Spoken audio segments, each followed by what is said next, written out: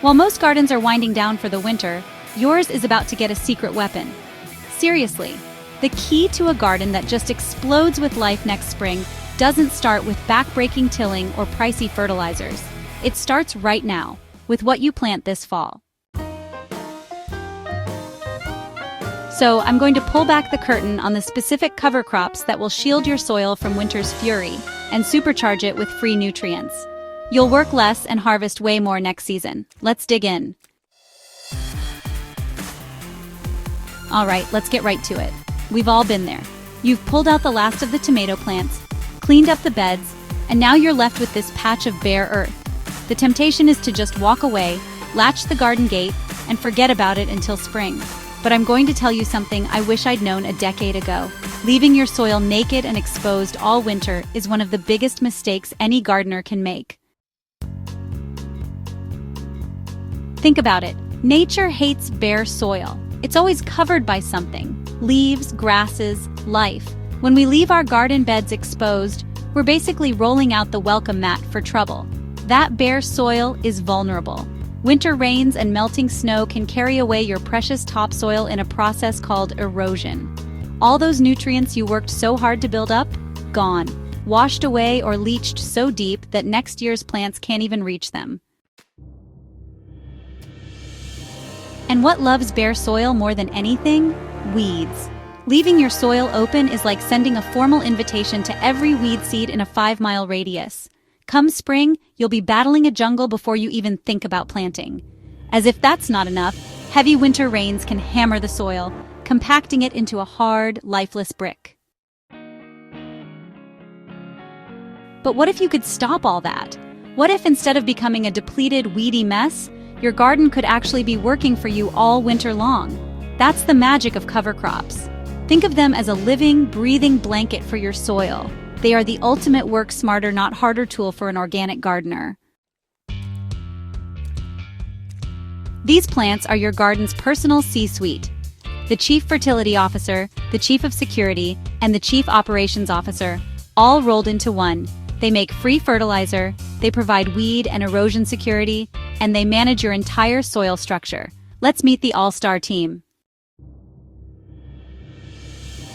Choosing the right cover crop can feel like a huge task, but it doesn't have to be. I'm going to break down my 5 fall favorites, each with its own special superpower. We'll cover grasses that build your soil and legumes that feed it. Number 1, the beginner's best friend, oats.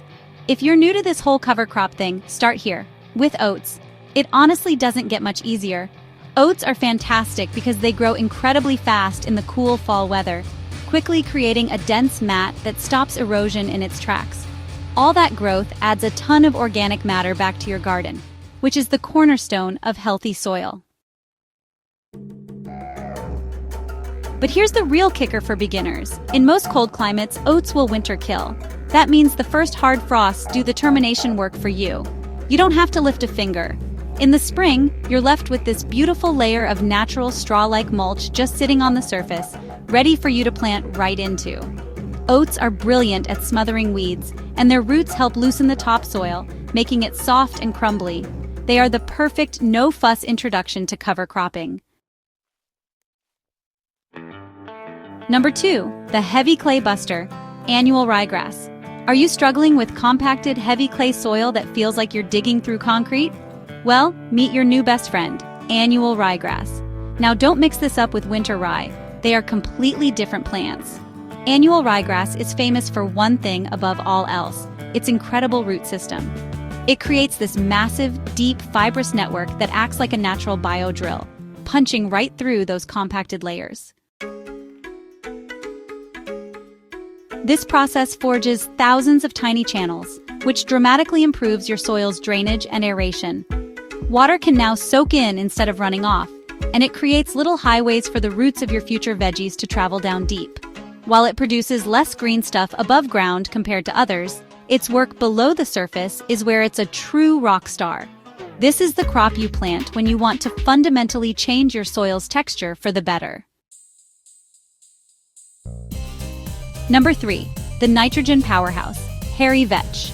Every gardener knows that nitrogen is the fuel for lush, leafy growth. So instead of buying fertilizer, why not just grow your own? That's exactly what hairy vetch does. As a legume, hairy vetch performs a little piece of natural magic called nitrogen fixation. It teams up with soil bacteria to pull nitrogen straight from the air and store it in little nodules on its roots. When the vetch decomposes in the spring, all that nitrogen is released, becoming a powerful free meal for your hungry tomatoes and corn. It's also an amazing soil conditioner, leaving the topsoil loose and friable. Just a quick heads up here. Hairy vetch is a pretty vigorous vine, and honestly, it can get weedy if you let it go to seed. The trick is to cut it down in the spring, before its beautiful purple flowers finish their show. For a real soil supercharging cocktail, try planting it in a mix with oats or rye. You get the nitrogen from the vetch and then the soil-building brawn of a grass. It's a win-win for your garden beds. Number 4, the last-minute lifesaver, winter rye. Okay, so maybe the season totally got away from you. It's late fall, it's colder than you'd like, and you're thinking you've missed your chance. But don't panic, just plant winter rye. It's also called cereal rye, and honestly, this is the toughest of all cover crops. It can sprout in soil as cold as 34 degrees Fahrenheit, or 1 degree Celsius, which means you can plant it much later than almost anything else. Winter rye is honestly an absolute beast when it comes to protecting and improving soil. It grows this deep, fibrous root system that's just fantastic at scavenging any leftover nutrients and preventing erosion. And it's got a secret weapon. It's allelopathic. That's a fancy way of saying it releases natural chemicals that stop weed seeds from sprouting. This gives you a massive head start on weed control in the spring. It'll go dormant in the dead of winter and then, wow, explode with growth in early spring, producing a huge amount of organic matter. Number 5, the dynamic duo, Austrian winter peas and oats. Why settle for one benefit when you can have a bunch, right? Planting a mix of cover crops is an advanced strategy that's actually incredibly simple. My personal favorite combo is Austrian winter peas and oats. With this pair, you get the nitrogen-fixing power of the pea, a legume just like vetch, combined with the speedy growth and easy management of oats. So that's my go-to team, but honestly, the best teacher is always the community. I really want to hear from you. What's your favorite cover crop to use in the fall? Or what's the single biggest soil challenge you're dealing with? Drop a comment down below and make sure to subscribe to our channel. Let's learn from each other and grow better gardens together. Right about now, you might be thinking, this sounds great, but it also sounds like a ton of work. I promise you it's not. You can knock this out in a single afternoon. Let me show you how ridiculously easy this is. Step 1. Prep the bed. First, clear out any of the old, finished vegetable plants and any big weeds. You don't need to do any heavy, back-breaking tilling. In fact, we're trying to build soil life, so the less we disturb it, the better. A gentle once-over with a hard rake to break up big clumps and create a reasonably smooth surface is all you need. Step 2. Sow the seeds. This is the fun part. We're going to broadcast the seeds. It's exactly what it sounds like. Grab a handful of seeds and sprinkle them over the soil like you're feeding chickens or seasoning a giant steak. Don't worry about perfection. Just aim for a fairly even, dense coating. The goal is to get good seed-to-soil contact. Step 3. Rake and water. Once the seeds are down, take your rake and very lightly drag it across the surface. You aren't trying to bury them deep. You're just gently covering them with a thin layer of soil, maybe a ½ inch to an inch. This helps protect them from hungry birds and keeps them in contact with the moist soil. Finally, give the whole bed a good, gentle watering to kickstart germination. And that's it. After a long winter, you'll see your cover crop roar back to life. So, what now? The most common question I get is how to handle it before planting in the spring.